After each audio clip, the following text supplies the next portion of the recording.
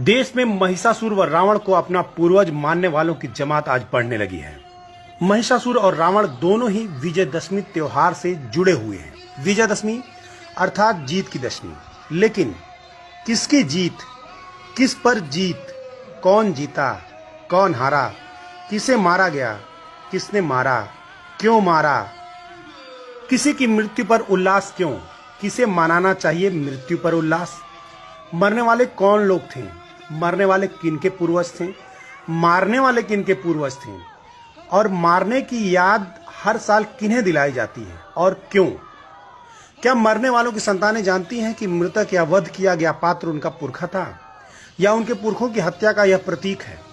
ऐसे अनगिनत सवाल खड़े करते हैं मृत्यु पर आधारित जश्न के ये त्योहार, जिन पर पहले तो नहीं पर शिक्षा मिलने के बाद तर्क शक्ति का प्रयोग करने वाली नई पीढ़ी अब सवाल जवाब करने लगी है। मनुवादियों ने कहा कि कुछ मत जानो, जो कहा सिर्फ उसे मानो, पर अब जिज्ञासु प्रवृत्ति ने ऐसा कौतूहल जन्म दिया है कि पहले जानो तब मानो, जैसा कि बुद्ध कहते हैं। पूर्व में ऐसा था जैसे कि कोई शेर का बच्चा मेमनों की भीड़ में खो गया हो, जो जवान होने के साथ मेमनों के साथ रहते रहते मेमनों जैसा बोलने का आचरण करने लगा। लेकिन कालांतर में जब कोई उसकी जमात का शेर मिला और उसे एहसास कराया कि तुम मेमना नहीं बल्कि शेर हो, तो उसके अंदर का शेर सा व्यवहार उत्पन्न हो सका।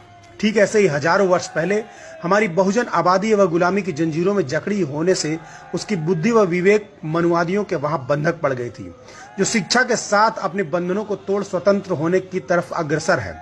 तभी तो उस महिषासुर को, जिसे हम कलंकित असुर, राक्षस, बुरा चरित्र आदि का कहकर हे दृष्टि से देखते थे, आज उसकी शहादत दिवस, उसे मारने का मंचन करने वालों पर मुकदमा दर्ज करवाने की शुरुआत व देवी दुर्गा की जगह महिषासुर को पिता की दृष्टि से देखते हुए उसे सार्वजनिक तौर पर चुम्बन लेने तक की साहसिक स्थितियां पैदा होने लगी हैं। सोशल मीडिया पर एक वायरल चित्र जिसमें पुरखा महिषासुर को श्रद्धावश चुम्बन कर रही है, बहुत कुछ बयां कर रहा है। अब वह संकोच खत्म होने लगा है कि महिषासुर या रावण को अपना मानने वाले या अपने कुल परंपरा का जानने वाले लोग छुपने वाले नहीं हैं, बल्कि उन साजिशों को समझने लगे हैं जिसके तहत उनके राजाओं, नायकों को कथित असुर घोषित कर छल से मारा गया। आज आदिवासी बेटी डॉक्टर सुषमा अपने साथ असुर जोड़कर खुद को गर्व के साथ असुर पुत्र घोषित कर रही हैं।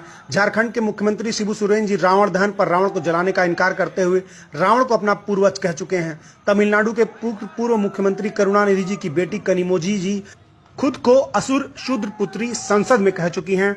समाजवादी पार्टी के प्रोफेसर राम गोपाल यादव जी समूची ओबीसी कम्युनिटी को राज्यसभा में शूद्र कह चुके हैं। छत्तीसगढ़ के मुख्यमंत्री भूपेश बघेल के पिता जी व छत्तीसगढ़ के पेरियार के नाम से विख्यात नंद कुमार बघेल जी रावण को बहुजनों का पूर्वज बताते हुए रावण को मत जलाओ नामक किताब लिख चुके हैं, जो वर्तमान में प्रतिबंधित है। प्रख्यात लेखक सुभाष गुप्ता जी अपना नाम मुद्रा राक्षस में लिख रहे हैं। सोचने का विषय है कि वेद पुराण या हिंदू शास्त्र, स्मृतियां, रामायण, महाभारत आदि आर्य ऋषियों या विद्वानों ने लिखे हैं, जिसमें कहीं भी किसी राक्षस को व्यभिचारी, बलात्कारी नहीं बताया गया है, जबकि उन्हीं के द्वारा ब्रह्मा, विष्णु, इंद्र आदि को क्या कुछ करते नहीं लिखा गया है। इस देश का असुर राक्षस अर्थात मूल निवासी अपने स्वाभिमान से समझौता नहीं करता रहा है। वह व्यभिचारी, अन्यायी, सुरा सेवक नहीं था, फिर वह कथित राक्षस है क्यों? कोई ज्ञानी आर्यों द्वारा लिखी किताबों से ही यह बताए रावण, महिषासुर, हिरण्यकश्यप, बलि आदि बुरे कैसे थे, उनके बुरे कर्म क्या थे, तथा कथित सुरों यानी कि देवताओं के अहिल्या, सरस्वती, वृंदा, तुलसी आदि के साथ घटित कृत्य नैतिकता की कसौटी पर खरे कैसे हैं।